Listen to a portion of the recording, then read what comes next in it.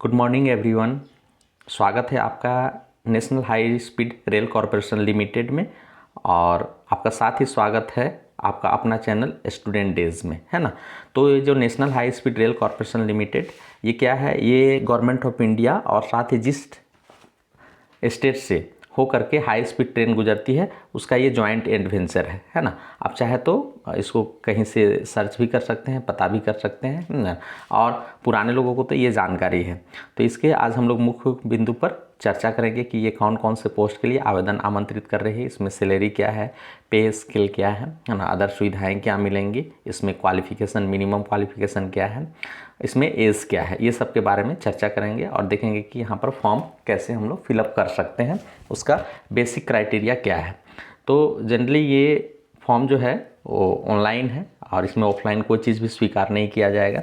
तो online registration जो है हमारा शुरू हो रहा है डेट 2/5/2023 से स्टार्ट हो रहा है और हम लोग का ये ख़त्म हो रहा है 31/5/2023 को, है ना।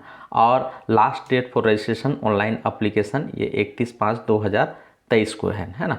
और आपका जो कॉल लेटर्स है वो NHSRCL के वेबसाइट पर आ जाएगा, है ना। और जिससे आप वैलिड ईमेल या फ़ोन नंबर के थ्रू आप उसको डाउनलोड कर सकते हैं, आप उसको पता कर सकते हैं।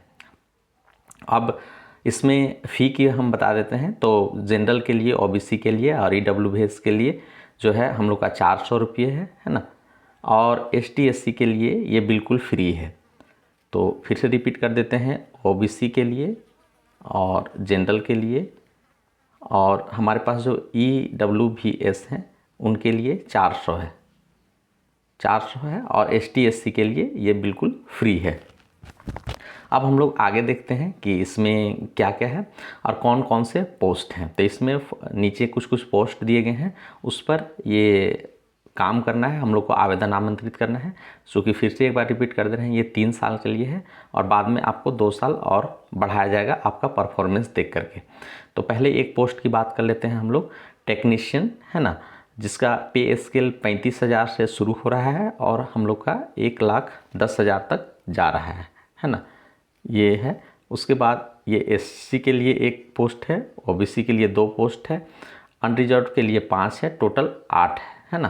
तो इस तरह इसमें ITI इलेक्ट्रिकल या इलेक्ट्रॉनिक कंप्यूटर में होना चाहिए या डिप्लोमा इन इलेक्ट्रिकल इलेक्ट्रॉनिक इसमें होना चाहिए। उसके बाद मेडिकल स्टैंडर्ड भी आपको पूरी होनी चाहिए। और उसके बाद एज जो है, हाँ ये एज थोड़ा सा देख लेते हैं हम लोग। एज जो है 31/3/2023 को ये आपका 20 साल से लेकर के 40 साल होना चाहिए, अर्थात 1/4/1983 से आपके पहले का जन्म नहीं होना चाहिए और 31/3/2003 के बाद का जन्म नहीं होना चाहिए। तो इसके अंतर्गत आप आ सकते हैं ना, आप फॉर्म भर सकते हैं। बाकी आपको जो गवर्नमेंट का रूल है उसके अकॉर्डिंग आपको कुछ न कुछ अपर एज में रिलैक्सेशन दिया जाएगा। हम लोग एक एक करके सारे पोस्ट की बात करेंगे तो वीडियो काफ़ी लंबी बन जाएगी, इसलिए आपका जिसमें एलिजिबिलिटी के पोस्ट बेस्ट एलिजिबिलिटी है उसको आप देख लें, है ना। और एक एक करके पढ़ दे रहे हैं, अगर आपका उसमें नाम आता है तो आप उसमें जा करके अपना जॉब प्रोफाइल देख सकते हैं और उसका डिस्क्रिप्शन को देख सकते हैं। तो हम लोग आगे बढ़ते हैं। जूनियर इंजीनियर है, उसके बाद असिस्टेंट मैनेजर है, असिस्टेंट मैनेजर प्लानिंग है, असिस्टेंट मैनेजर ह्यूमन रिसोर्सेस है, जूनियर मैनेजर है, जूनियर मैनेजर इलेक्ट्रिकल है ना। ये सब है हमारे पास। इस तरह से इतने सारे पोस्ट हैं, सब आप अपने अकॉर्डिंग देख लीजिएगा, है ना। और जो 25% जो टोटल एडवर्टाइज का, ये या तो घटा दिया जा सकता है या बढ़ा दिया जा सकता है अगर मैनेजमेंट की बात यहाँ पर आती है। तो अब हम लोग आगे की ओर बढ़ते हैं। जॉब प्रोफाइल में भी है कि जॉब प्रोफाइल जो है आपका किस किस तरह से है, क्या है आपका जो पोस्ट है उसके आधार पर आपका काम भी यहाँ मेंशन किया गया है, आप उसको देख सकते हैं। कैंडिडेट जो है वो एक से ज़्यादा पोस्ट के लिए अप्लाई कर सकते हैं अगर उनके पास क्वालिफ़िकेशन है, एक्सपीरियंस है ना। उसके लिए आपको अलग अलग जो है वो आपको पोस्ट सबमिट करेंगे और आपको कॉल लेटर, टेस्ट लेटर जो है वो आपको दिया जाएगा, है ना। इसलिए कैंडिडेट को ऐसा कहा जाता है कि अगर single online application for particular post, however if somehow सी और सी submit multiple application for the particular post, then the one with highest application sequence number will be considered. Candidate must ensure that the online application with higher application sequence number है ना is complete all respective include है ना। तो अब यहाँ पर जब आपकी सिलेक्शन हो जाती है तो NHS-RCL के अंतर्गत आपको कहीं पर भी आपको पोस्टिंग दिया जा सकता है ना। तो लिखा हुआ है candidate after selecting are likely to be posted of any location और ऑफिस NHS-RCL है ना। जो NHS-RCL का कहीं पर भी इंडिया में कहीं पर भी काम होता है तो वहाँ पर आप लोग को भेजा जा सकता है। ये जॉब प्रोफाइल है, इसको आप लोग देख लीजिएगा है ना। सबका अपना अपना जॉब है, अपना अपना प्रोफाइल है। और फिर से एक बार यहाँ पर बताया जा रहा है कि आप सारे रिक्रूटमेंट जो है वो NHS-RCL के वेबसाइट के थ्रू ही आप फॉर्म भर सकते हैं है ना। और यहाँ पर एग्ज़ाम पैटर्न, सिलेबस, CBT का सिलेबस ये आप वहीं से पता कर सकते हैं। और सारा जानकारी आप अगर एलिजिबल हो जाते हैं तो आपको SMS और email के थ्रू आपको दिया जाएगा। उसके बाद और एक महत्वपूर्ण चीज़ पर हम लोग बात कर लेते हैं। Candidate who qualify and rank high on the merit list with in the zone of consideration shall be called for interview. तो जो मेरिट लिस्ट में आएंगे उन्हीं को इंटरव्यू के लिए बुलाया जाएगा, CBT के लिए बुलाया जाएगा है ना। जो CBT में तो सबका हो जाएगा, लेकिन जो रैंक वाले होंगे उनको इंटरव्यू में बुलाया जाएगा। और medical examination will be conduct their after only for the candidate who have successfully clear CBT and interview. अब जो CBT का एग्ज़ाम पास करेंगे, इंटरव्यू का एग्ज़ाम पास करेंगे है ना, उन्हीं को मेडिकल फिटनेस के लिए बुलाया जाएगा। नॉर्मलाइजेशन मेथड है कि इसमें जो है वो एक पोस्ट के लिए है ना अलग अलग टाइम पे यहाँ दिया गया है आपका एग्ज़ाम होगा। अब मेडिकल एग्ज़ाम है तो मेडिकल एग्ज़ाम के लिए आपका अलग अलग पोस्ट के लिए अलग अलग डिजायरेबल कंडीशन मांगा गया है ना। तो उसमें आप देख सकते हैं।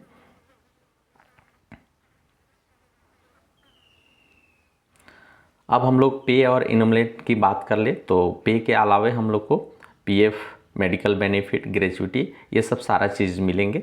अब आते हैं हम लोग कॉन्सेशन और रिलैक्सेशन। इसमें अपर एज में ST SC को 5 इयर्स की छूट मिल रही है ना, और OBC को 3 साल की मिल रही है। OBC को यहाँ पर 3 साल की मिल रही है। और जम्मू कश्मीर में जो लोग रहने वाले हैं डोमिसाइल से वहाँ के 1/1/1980 से 31/12/1989 तक जो है उनको 5 साल की छूट दिया जाएगी। अब आता है हम लोग का how to apply. How to apply में ये तो पहले ही हम लोग बात कर चुके हैं कि ऑनलाइन होगा है ना। और फिर से एक बार रिमाइंडर करा दे रहे हैं कि आपका जो ST SC है उनका कोई शुल्क नहीं है, और बाकी OBC, जनरल और EVS के लिए 400 रुपये है। तो उसके लिए आपको एक सबसे पहले जो वैलिड ईमेल ID है ना, और मोबाइल नंबर ये आपके पास होना चाहिए। बाकी अभी हम लोग डॉक्यूमेंट की बात कर लेंगे। तो डॉक्यूमेंट में क्या क्या आपका हो सकता है, जैसे आप फॉर्म भरेंगे, रजिस्ट्रेशन करेंगे है ना, आपको वहाँ पर सीक्वेंस नंबर और password will be generated, user ID और पासवर्ड है ना आपको जनरेट होगा। अब यहाँ डॉक्यूमेंट की बात कर ले रहे हैं। तो डॉक्यूमेंट जो है आपका सबसे पहले फ़ोटो और सिग्नेचर, दो महत्वपूर्ण चीज़ें हैं। फ़ोटो आपका 50 KB से 80 KB तक, सिग्नेचर भी 50 KB से 80 तक JPG फॉर्मेट में होना चाहिए। आप देख सकते हैं यहाँ पर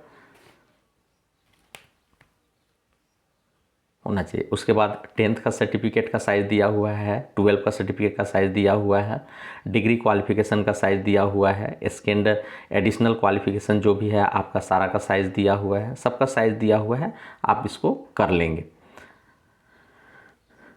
उसके बाद एप्लीकेशन जो है वो डिक्लेरेशन को अच्छा से पढ़ लेंगे, और एप्लीकेशन फॉर्म का जो प्रीव्यू है उसको सबमिट करने से पहले देख लेंगे, और एक प्रिंट आउट अपने लिए ज़रूर रख लेंगे है ना। तो एप्लीकेशन फ़ी हम लोग बात कर चुके हैं, उसकी 400 रुपये है ना, जो नॉन रिफंडेबल है। ST SC और वोमेंस के लिए यहाँ पर कोई भी पेमेंट नहीं है ना, कोई भी उनको कोई पेमेंट नहीं करना है। और अगर कोई भी कैंडिडेट, इसके बारे में बात कर चुके हैं, कोई भी कैंडिडेट अगर एक से ज़्यादा पोस्ट में अप्लाई करना चाहता है तो वो कर सकता है। यहाँ स्पष्ट लिखा हुआ है कि वो कर सकता है उसको, लेकिन उसको अलग अलग पे करना पड़ेगा, अलग अलग ये करना पड़ेगा है ना। अब जब आप फॉर्म भरने लगे तो अगर कुछ आपको दिक्कतें आती है तो हेल्प डेस्क नंबर यहाँ पर दिया हुआ है, चाहे तो आप उसमें कांटेक्ट करके बात कर सकते हैं कि ये क्या चीज़ है ना, आप कैसे हो रहा है, क्या हो रहा है, आप इस पर बात कर सकते हैं। अब हम लोग कुछ यहाँ पर इंस्ट्रक्शन दिया हुआ है ना, तो उसको आप लोग पढ़ लीजिएगा, है ना। जो जिनके लिए कुछ लोग जैसे दूसरे जगह भी काम कर रहे हैं तो छोड़ करके आना चाह रहे हैं तो NEC लेना होगा, ये सब जो है यहाँ पर दिया गया है। आप जो लोग रिजर्वेशन चाहते हैं उनके लिए तो certificate, caste certificate, EWS certificate, ST certificate, मतलब कहने का मतलब है उनको ये सब लाना होगा। Request to change of mailing address and email address mobile will be not entertained. अगर आप बाद में कुछ ईमेल एड्रेस को चेंज करना चाहते हैं या मोबाइल नंबर चेंज करना चाहते हैं तो वो आपका नहीं होगा। किसी भी चीज़ का जब आपके पास दिक्कत हो जाता है तो आपके उसके लिए कोर्ट ऑफ जस्टिस जो है, जुडिकेशन है, वो दिल्ली ही है। इसके अलावा और कहीं पर आपका ये नहीं होगा, इंटरटेन नहीं किया जाएगा। तो इस तरह से एक बार अच्छे से आप पढ़ लीजिएगा, ये जानकारी आपको दी गई है। तो इस तरह से ये वीडियो आपको शायद पसंद आई होगी, और पसंद आई होगी तो एक लाइक ज़रूर कर दीजिए, और अगर चैनल में नए हो तो एक सब्सक्राइब कर दीजिए, ताकि आने वाले वीडियो की जानकारी और आने वाले वीडियो का अपडेट आपको जल्दी से जल्दी मिल सके। और अपने दोस्तों के साथ भी शेयर कर दीजिए ताकि उनको भी इसका फ़ायदा मिल सके, है ना। और स्कूल डेज परिवार आपके उज्जवल भविष्य की कामना करती है और चाहती है कि आप जितना से जल्दी सफलता के शिखर को छुएं, है ना। तो वीडियो के अंत तक बने रहने के लिए आपका बहुत बहुत धन्यवाद, आभार।